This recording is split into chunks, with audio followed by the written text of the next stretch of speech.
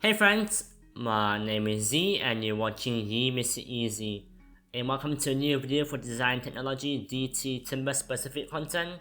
And today we have 7.6, which is manufacturing process. And by the end of the lesson you should be able to describe 7.6.1, processes to cut and shape materials, 7.6.2, scale of production, and 7.6.3, which is the techniques for quantity production, methods that are employed when making products in quantity. So check out the pinned comment for all the timestamps. And we'll move on now to 7.6.1, processes to cut and shape materials. We have routing, and the router contains a rotating cutter, and it can be used with lots of different shape cutters, and it can be used to make a straight slot in wood, and it can be used to use with a jig to cut shapes. Routing can also be carried out with a computer control or router milling machine. It removes material quickly, and there's a wide range of cutters available. Large cuts may burn or blacken timber, so must be used with extreme care. Sawing machines are used to prepare timber quickly, with the circular saw and bandsaw being the most common and most efficient one. Small ones are used in workshops to cut timber to the required size and shape, and sawmills are used much larger versions to cut whole tree trunks into planks. And cutting thicker timber on the bandsaw may result in edges not being squared. And here's cutting or routing, and here's one of the saws. Then we have use of a mortiser. A mortiser, like a mortise and tenon machine, makes a square hole, and the round center of the chisel or drills around the hole, and the square chisel around it cuts the corner out to make a square. And it produces mortises quickly and accurately, but requires accurate marking out and care to get the exact size mortise required. And use of a back press. A back press is it's meant to be back. A back press is a bag that can be sealed and have the air sucked out of it, and the mold and laminates are put inside of it, and when the air is sucked out of the bag, the laminates are forced into the mold and are held there while the glue dries. And a back press presses equally on all surface areas, but may not work with thicker laminates. Then we have batch scales of production, which includes one-off, batch, mass, and continuous. And the one-off scale of production is basically one product made at a time, either for a specialist product or to test an idea like a prototype. And the advantage could be it's made to exact person specification. It uses high quality materials, high quality crafts person ensures a high quality output at the end, and can be done by one worker. But disadvantage could be the final product is expensive, it's labor intensive, it's a slow process, and it requires special workers. And batch production is basically several copies of the same product are made at the same time, and it's basically a flexible way of working, and production can easily be changed from one product to another, and a variety is given to the workers so they won't get bored, and it gives consumer choice, so targets a broader range of people so profits can be increased. And disadvantage could be that it can be expensive as products may be semi-completed and you will need moving about to the next production stage, and machinery have to be reset in between production batches, so there's a delay in production, so there's less output and decreasing profits. And warehouse spaces is needed for the raw materials to be stored. And we have mass production, and it's basically factories machinery set up to make lots of identical product. Like in the flat pack furniture, chipboard pieces will be cut into the correct sizes using automated saws.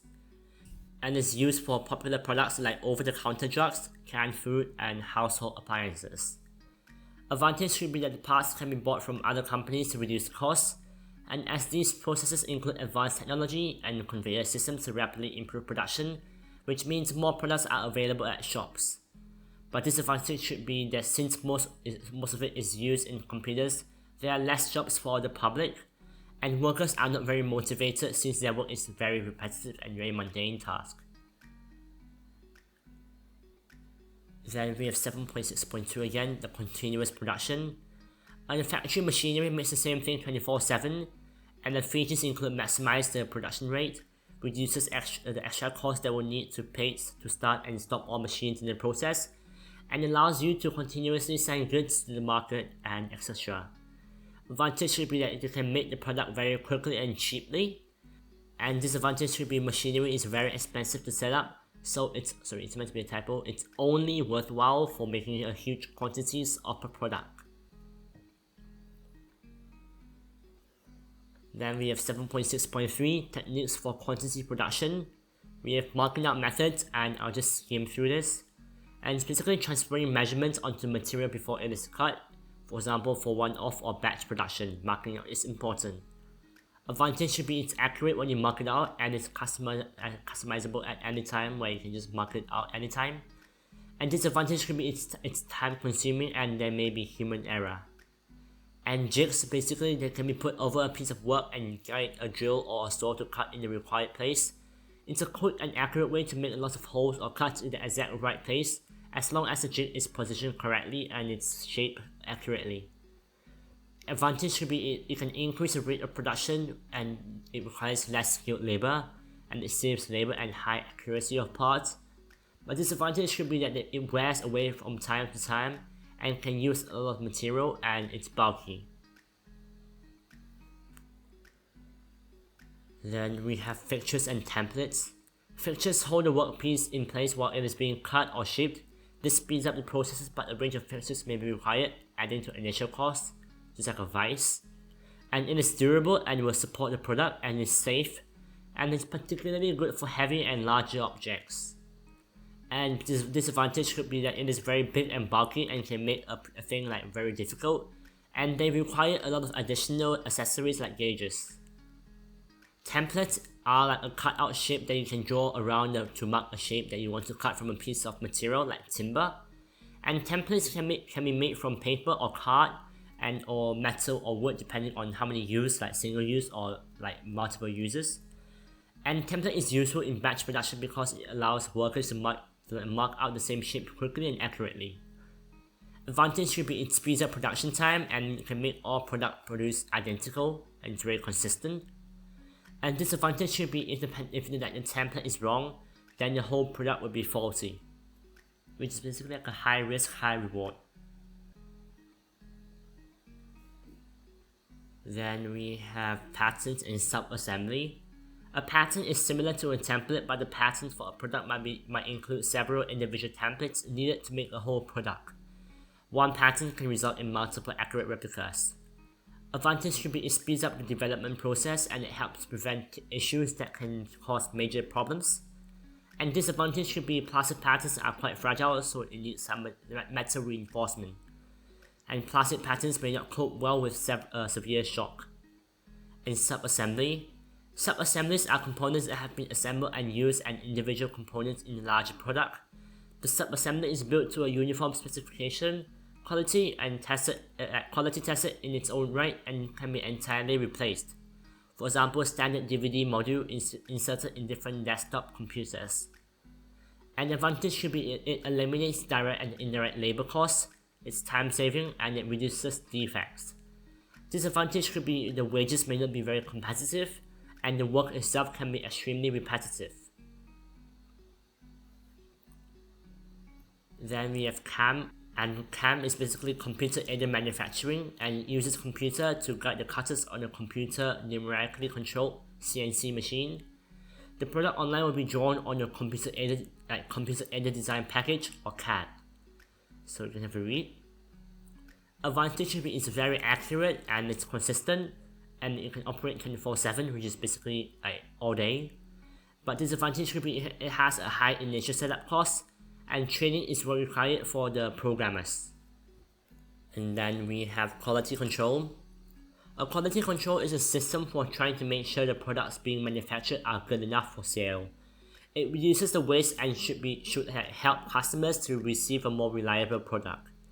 Advantage should be it's very accurate and can find any errors. Disadvantage should be it may be time consuming. And then we have working with tolerance. Manufactured parts will always have a tolerance, which is a range of sizes the product is acceptable. For example, a designer will need to specify a tolerance for a part, and if the holes are on your flat pack cupboard and the wrong size fittings will not work. Working in a tolerance is essential for the manufacturing process because there's a chance that different parts of the product will be manufactured in different factories. Therefore, providing a working tolerance will allow the parts to fit together. And basically, if it's out of tolerance, the parts won't fit together, like the holes won't join up. And manufacturing processes must be able to produce the right tolerance for the product, and the part of quality control is checking the parts are all within the specified tolerance. And lastly, we have efficient cutting, and just ignore this part because it's repeated. And material costs money, so it's important to use as little as possible when making products. This includes minimizing waste to reduce costs and better use finite resources. And for example, when cutting out materials, the way shapes are marked out can make a big difference to waste. Using a template to mark out shapes so the design will be maximized and the minimal waste, and each shapes are close together to minimize waste between them. And that's it for this long video for 7.6 DT Timber specific content. And I hope you guys have enjoyed this and found it useful, and if you did, please leave a like and subscribe and comment down below if you have any questions or criticisms. And also check out my Instagram in the description for more daily content. And I hope you guys have enjoyed this, and I'll see you guys in the next video. Until then, stay safe and happy learning.